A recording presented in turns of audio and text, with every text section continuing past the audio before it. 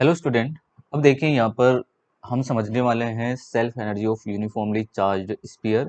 पहले वाली वीडियो में मैंने आपको बताया self energy for charged spherical cell. Cell के लिए बारे में बताया था कि एक सेल में जब हम सेल को कोई चार्ज से चार्ज करते हैं तब उसमें जो एनर्जी स्टोर होती है तो वो क्या होती है। अब यहाँ पर हम अ, एक स्फीयर को यूनिफॉर्मली चार्ज करने वाले हैं। तो इस सिचुएशन में जो इसमें एनर्जी स्टोर होगी दैट्स इट्स सेल्फ एनर्जी। तो वो सेल्फ एनर्जी या फिर उसकी जो पोटेंशियल एनर्जी है वो क्या होगी।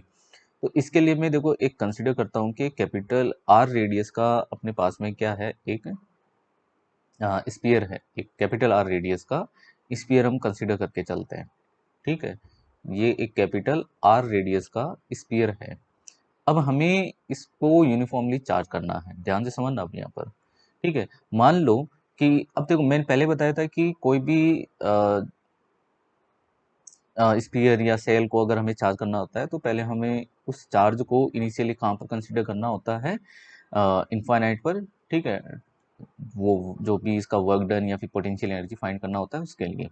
ठीक है, तो मान लो कि यहाँ पर इनफाइनाइट पर टोटल चार्ज तो अपने पास में क्या है, कैपिटल क्यू है। तो मुझे कैपिटल क्यू चार्ज से ही इसको क्या करना है, चार्ज करना है। ठीक है, तो पहले मान लो कि एक इंस्टेंटेनियस टाइम पर, जो पहले पहले वाले वीडियो में मैंने कहा था कि एक इंस्टेंटेनियस टाइम पर हमने इसको कोई चार्ज प्रोवाइड कर दिया। मान लो कि ये इतना अभी यूनिफॉर्मली चार्ज हुआ है, मान लो इतना, ये इतना क्या हो गया, यूनिफॉर्मली चार्ज हो गया। बात समझ में आ रही है? मतलब इतना स्पीयर बन चुका है ना, चार्ज स्पीयर बन चुका है। हमें ये टोटल कैपिटल आर रेडियस का स्पीयर बनाना है। ठीक है, मतलब यहाँ से सेंटर से लेकर इसके यहाँ तक सर्कमफ्रेंस तक, यहाँ तक है ना, यहाँ तक ये क्या हो जाना चाहिए, यूनिफॉर्मली चार्ज हो जाना चाहिए। लेकिन ये अभी तक इतना ही चार्ज हुआ है। अगर ये इतना चार्ज हुआ है तो मान लो कि ये जो स्पीयर बना है उसकी रेडियस क्या है, स्मॉल आर है। ठीक है, तो अब ये धीरे धीरे अब क्या होगा कि इसकी थिकनेस क्या होने लग जाएगी, इंक्रीज होगी। ये है ना, धीरे धीरे ये इसकी थिकनेस इंक्रीज होगी। ये धीरे धीरे आगे की ओर बढ़ता जाएगा, ये चार्ज आगे की ओर बढ़ता जाएगा इस तरीके से। ठीक है, और ये क्या होता जाएगा, यूनिफॉर्मली चार्ज होता जाएगा। मान लो कि ये जो थिकनेस है, ठीक है, ये बेटा क्या है, डी आर है।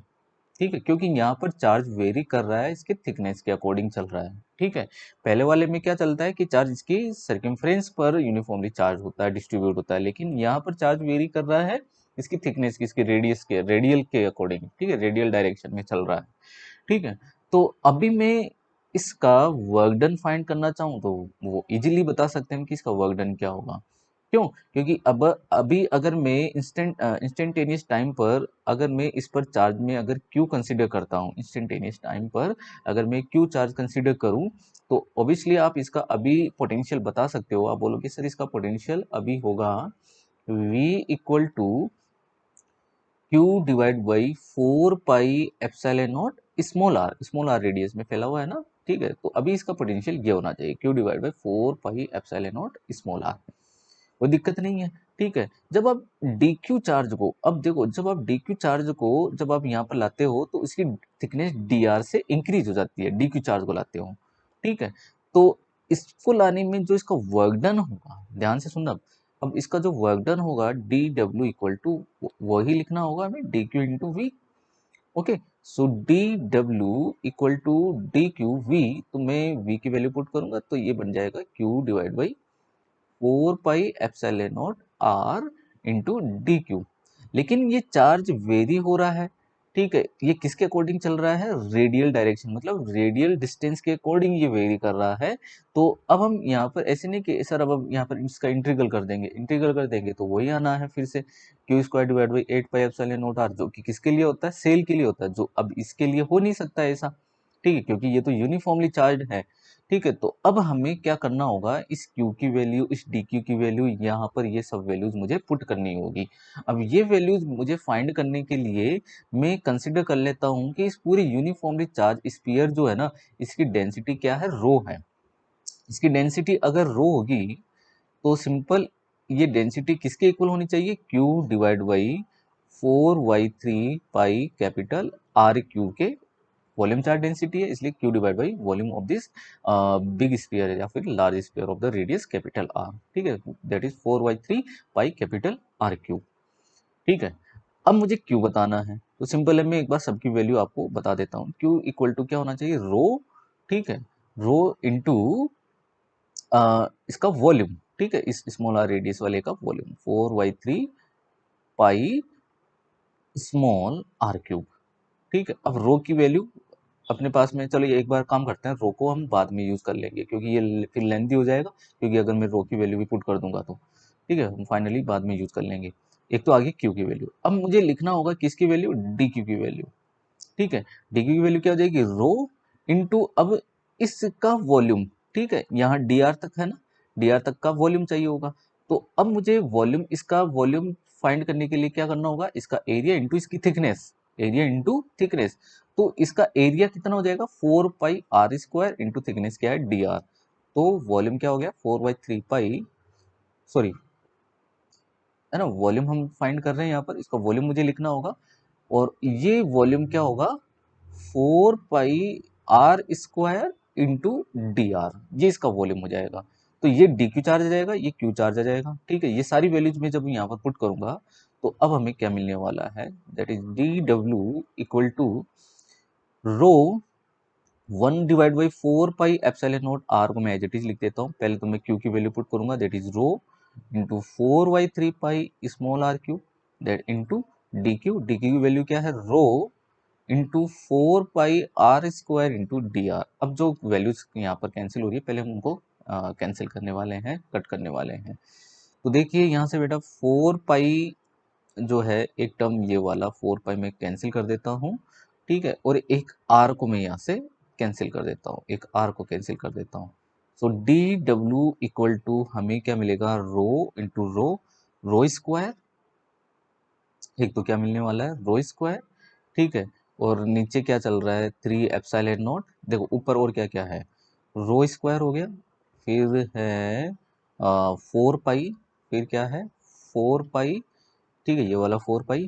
ठीक है, और ये आर क्यूब, और ये वाला आर, ये हो जाएगा R4 इंटू डी आर, और अपॉन में क्या बचा हुआ है अपने पास में, 3 एप्सिलॉन नॉट, अपॉन में बचा हुआ है 3 एप्सिलॉन नॉट। ठीक है, अब हम यहाँ पर इसका इंटीग्रल कर सकते हैं और इसकी सेल्फ एनर्जी या पोटेंशियल एनर्जी फाइंड कर सकते हैं। जब हम इसका इंटीग्रल करेंगे तो वो तो क्या आएगा, W। ठीक है, और यहाँ इंटीग्रल किसका होगा, R⁴ का इसका इंटीग्रल होगा। So rho square into 4 pi divide by 3 epsilon naught and integral R⁴ d r, और इंटीग्रल होगा 0 to capital R. Okay, integral होगा 0 टू कैपिटल आर। ओके, अब देखिए, अब R⁴ का जब हम इंटीग्रल करेंगे तो ये क्या आएगा, R⁵ डिवाइड बाई 5। ठीक है, तो इंटीग्रल करने के बाद में और लिमिट वैल्यू पुट करने के बाद में ये हमें मिलेगा rho square into 4 pi and divide by 3 epsilon naught, R⁵ divide by 5 मतलब R⁴ कैपिटल है ना, R है ना, कैपिटल R⁵ डिवाइड बाई 5 हो जाएगा ये। अब रो की वैल्यू अब हम पुट कर देते हैं। ठीक है, और ये रो की वैल्यू अपने पास में क्या थी, Q divide by 4/3 pi capital R cube. ठीक है, ये वैल्यू हम पुट करेंगे यहाँ पर। So W equal to rho square है ये, तो ये बनने वाला है क्या, कैपिटल Q स्क्वायर। अब ध्यान से करना है इसको, है ना, capital Q square and divide by 4/3 pi R cube. तो 4 का square that is 16 divide by 9। ठीक है, into pi square. Okay, pi square और R⁴ का स्क्वायर क्या हो जाएगा, R⁴ 6।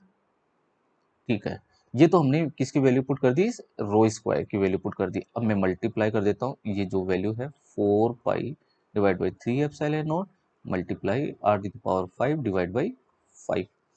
ओके, अब देखो, एक पाई से एक पाई कैंसिल हुआ, R⁵ से ये 5 टर्म यहाँ पर कैंसिल कर देंगे, एक R यहाँ बच जाएगा। ठीक है, और यहाँ से ये 3 है, तो ये 9, देखो जब 9 ऊपर जाएगा तो ये 3 3 जा 9 हो जाएगा, मतलब ये 3 बचेगा। ठीक है, और ये 4 4 जा 16 हो जाएगा। तो ये 3 ऊपर जाएगा, तो अब इसको हम अरेंज करते हैं, तो 3 क्यू स्क्वायर डिवाइड बाई 4 × 5 20, ठीक है। और यहाँ का एक पाई बचा हुआ है 20 पाई, यहाँ का एक एप्सिलॉन नोट बचा हुआ है, एप्सिलॉन नोट एक यहाँ का बचा हुआ है आर। तो यह आएगा 3 q square divide by 20 pi epsilon naught r. और यही वर्क डन किस में कन्वर्ट होगा, सेल्फ एनर्जी और potential energy, that is u equal to 3 q square divide by 20 pi epsilon naught r. तो ये यूनिफॉर्मली चार्ज्ड स्फीयर की self energy होती है, पोटेंशियल एनर्जी होती है, that is 3 q square divide by 20 pi epsilon naught r होगी। Okay, तो अभी के लिए इतना ही, थैंक यू।